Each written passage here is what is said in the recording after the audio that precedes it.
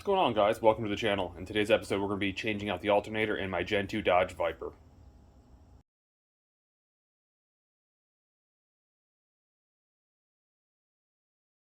Alright, so let's get right into it. So a lot of you asked about the Viper and why there was no more videos on the Viper. Actually, the honest truth is I haven't driven it at all. It's literally been sitting in the garage, not being driven at all. And the reason for that, there was a few different things going on with the car that's making it more or less not reliable or roadworthy to be on the road. And the first thing would be the alternator. So it's not charging unless I'm over 3,000 RPMs. And being that this car doesn't really run that much over 3,000 RPMs unless you're racing somebody, it's probably not the best thing to be driving down the road, as your battery will simply die. So I know that I need to replace that, and that's the first thing I need to replace. The other issue that it has battery drain. I'm not really sure why.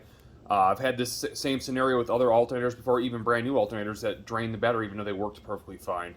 So that could potentially be the problem. I'm hoping that it is, but if not, then we'll do a separate video on diving into how to find parasitic battery drain. The third thing that's plaguing this car right now is when we did the supercharger kit on this thing, and you guys saw the fuel pump video, I was told it was authentic, genuine Walbro fuel pump, and turns out I don't think it is, because the check valve inside it is not allowing it to build pressure for it to do what it's supposed to do. And so therefore, basically what happens is you go to start it, and it's just crank, crank, crank, crank. It takes about 10 seconds till it fires while you pump the crap out of the gas. So that's obviously not right. One workaround as a temporary fix is to key on off about 3 different times and give it 3 seconds of prime within those 3 times, and then it'll fire. So that does work, but it only works for so long until it becomes an actual problem. There are people that do put relay timers in it too, which I don't necessarily want to do if I don't have to do. I will probably be replacing it with the E85 setup anyways this winter, so you guys will have some video footage on that. Nonetheless, let's dive into this alternator. I don't want to get off subject. Mine is a little bit different from yours, for obviously you see the Paxton setup is in the way, where if you're a naturally aspirated OEM, you have a different strut tower brace. But for the most part, this is going to be the same style of video. So the first thing that we want to do is we want to take off the belt, because the belt is obviously in our way and it has to come off to get out of the way. Actually, that's the second thing. The first thing you want to do is actually disconnect the battery, because it's kind of important. So go ahead, disconnect your battery, we'll get the belt off, and then we'll move forward getting that alternator out. Alright, so the first thing we want to do is we want to go ahead and get a 15mm socket, and we want to go ahead and put it down here on our tensioner, and push this way, and simply slide that belt over and off that alternator, like so. Pretty straightforward. Now we got our belt free of our alternator, and all we need to do is get loose a couple bolts. One here, and we got another one hiding just underneath here that I'll have to maybe get an open end wrench to get to. Those look to be slightly smaller. Those might be 14mm. Let me double check and grab a wrench.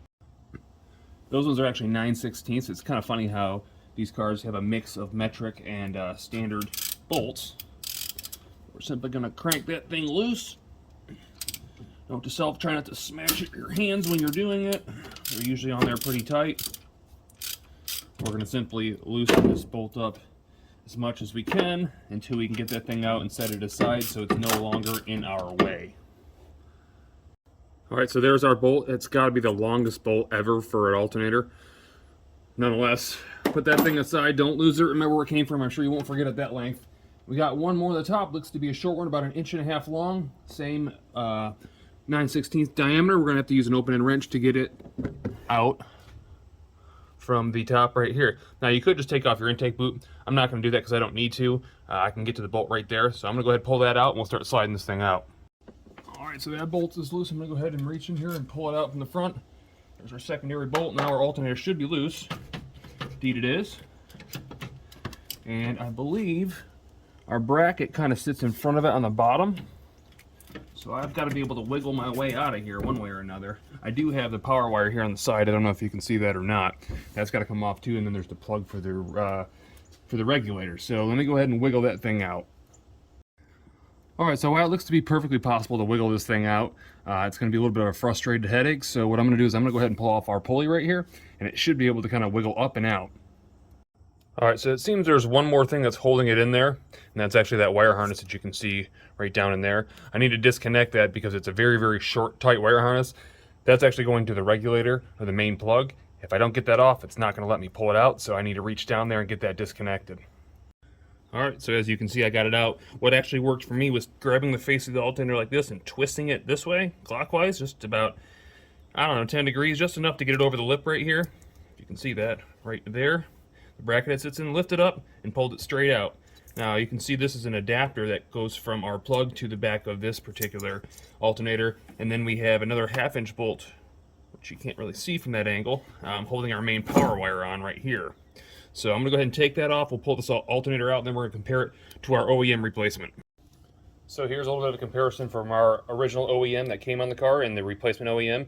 You'll notice that the part numbers are exactly the same. It's original Denso unit.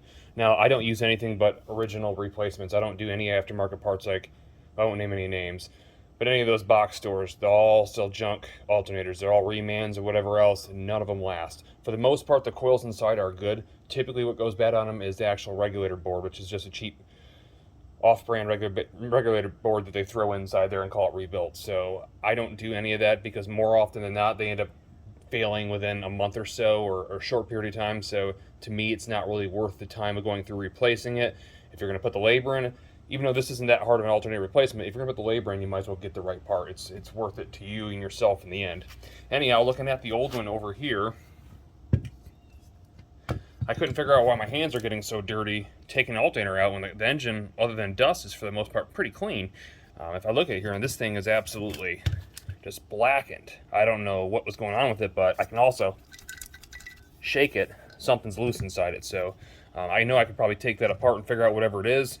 Again, it's probably something to do with the actual board itself, but that's not really necessary to this video. I just want to show you guys the side-by-side. It's the exact same alternator that we're replacing it with. Again, I suggest only using OEM, and the part number that you guys are going to be looking for, again, is 04848662AB. So that is our OEM Denso replacement. Let's go ahead and throw it in.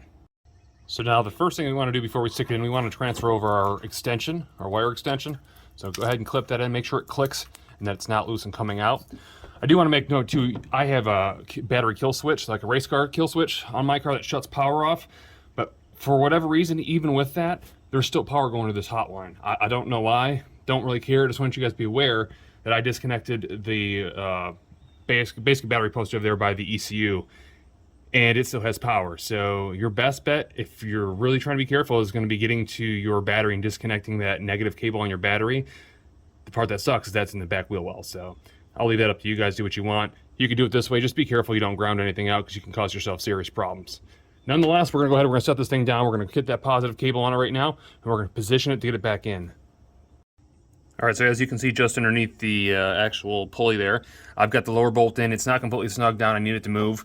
I haven't put the upper in yet, and the reason why is I want to be able to pull this as far as this way as I can get it, because I want as much room as I can get to try to get back to that plug, because it's not going to be all that fun to get to.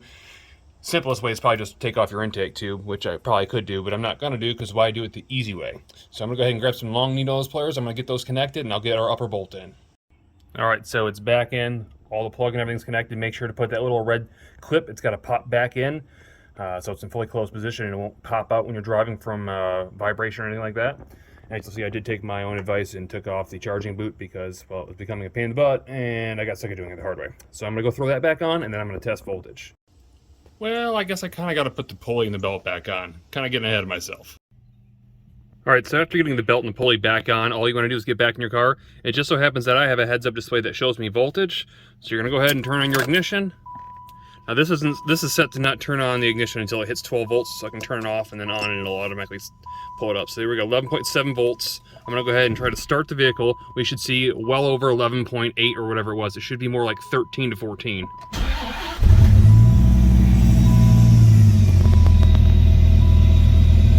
Pop her back on, and there it is, 13.5 volts, 14.2 as we rev. That means it's working and fixed. Go ahead and shut it off. So a little bit of information, guys. I said earlier that the voltage regulator was built in. It's not. I didn't realize that. It was actually built into the PCM, or the computer of this car.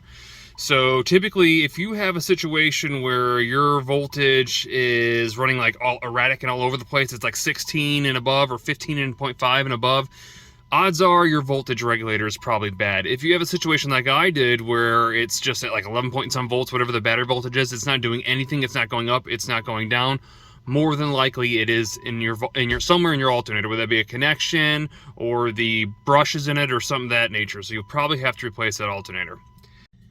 Anyways, I hope you guys found this video helpful. Hopefully it'll get you back on the road. If you guys did find it helpful, definitely click that thumbs up. And if you haven't already, definitely click that subscribe button for more content for Vipers, custom builds, and other things. See you in the next one.